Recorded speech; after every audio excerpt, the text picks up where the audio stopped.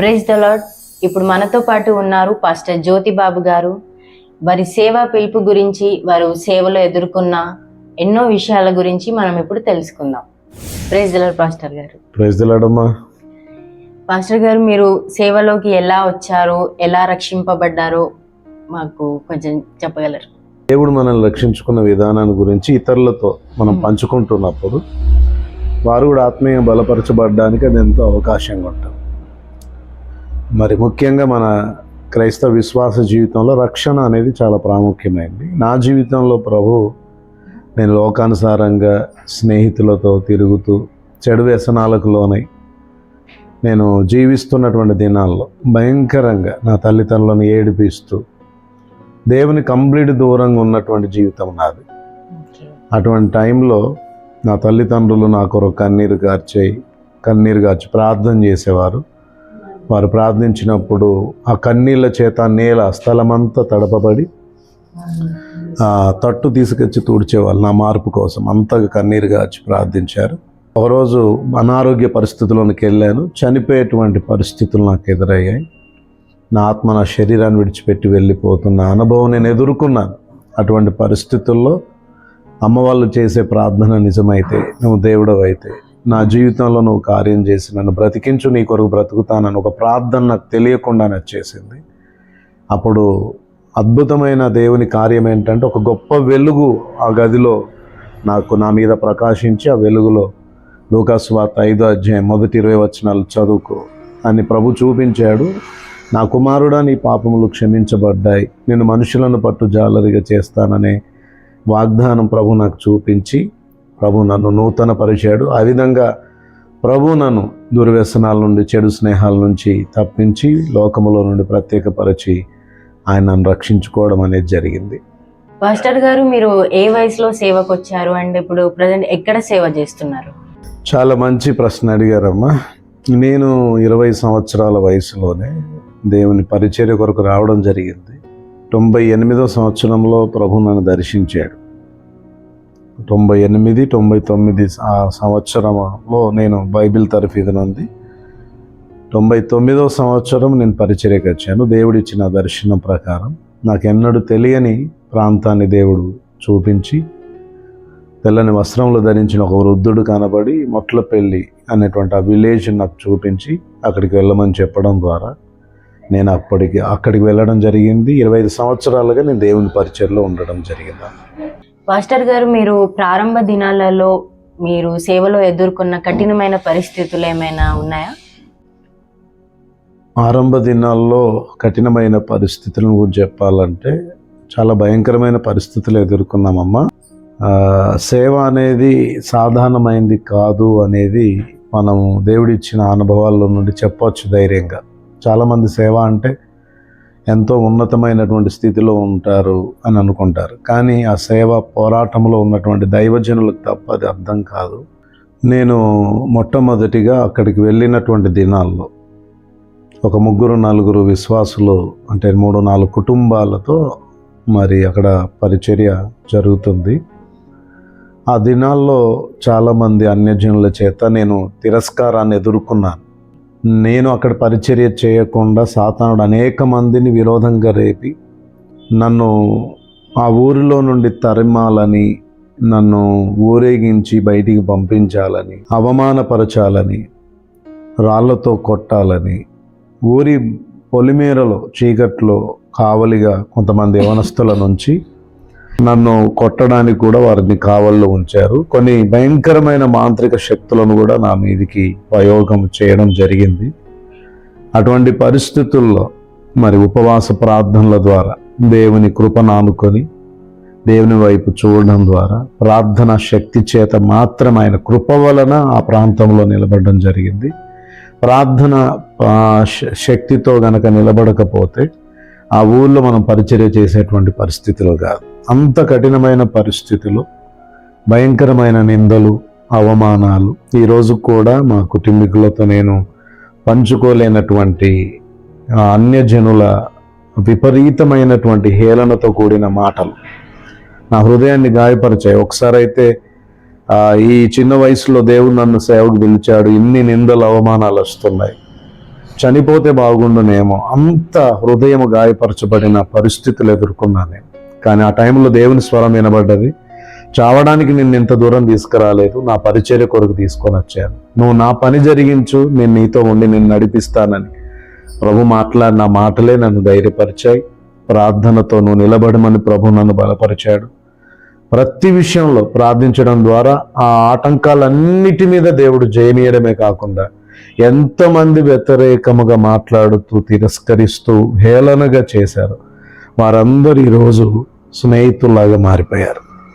దేవుని కృపను బట్టి ఈరోజు దేవుడు అదే ప్రాంతంలో ఒక మంచి పరిచర్య జరిగించడానికి దేవుడు కృప చూపుతున్నారు. పాస్టర్ గారు, ఇప్పుడు ప్రస్తుతం సేవలో ఎలాంటి పరిస్థితులు ఎదుర్కొంటున్నారు? సేవలో ఎదుర్కొంటున్నటువంటి పరిస్థితులను గురించి మాట్లాడాలంటే, ఆరంభ దినాల్లో ఉన్నటువంటి ఆ వ్యతిరేకతలు అనేటివి ప్రస్తుతం లేవు. కానీ సంఘం విషయంలో, పరిచర్య విషయంలో ఒక తీవ్రమైన వేదన, దుఃఖముతో దేవుని పనిని జరిగిస్తూ ఉన్నాం.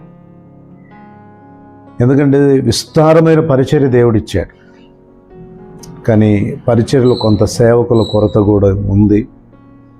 మరి ఎంతో భారముతో, కన్నీళ్లతో ప్రభువైపు చూస్తూ, కొన్నిసార్లు అయితే మేము ఎదుర్కొంటున్నటువంటి పరిస్థితులను బట్టి ఆలోచన చేస్తాం, దేవుడు మనల్ని రైట్ ప్లేస్లో పిలిచినటువంటి పిలుపుకు తగినట్లుగా సరైన ప్లేస్లో నేను ఉన్నానా, నా సొంత నిర్ణయాలతో ఉన్నానా అన్నట్టుగా తలంపులు వచ్చేటివి. అంత కఠినమైనటువంటి పరిస్థితుల గుండా నేను నడిపించబడ్డాను.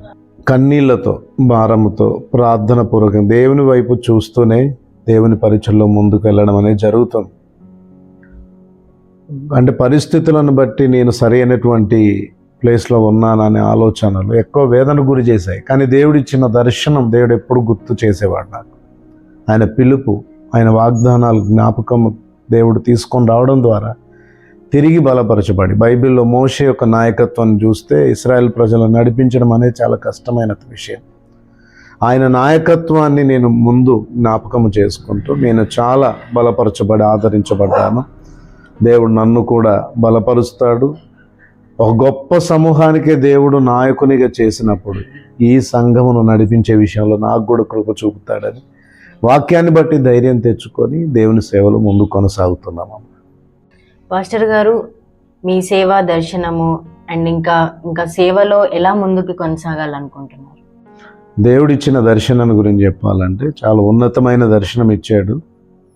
దేవుడు తూర్పు, పడమర, ఉత్తర, దక్షిణములుండి అనేక జనములను నడిపిస్తానని ప్రభు వాగ్దానం చేశాడు. ఎన్నోసార్లు ప్రభు గొప్ప సమూహాన్ని చూపెడుతూ వారికి నా నామమును ప్రకటించుమని దేవుడు నాతో మాట్లాడడం జరిగింది.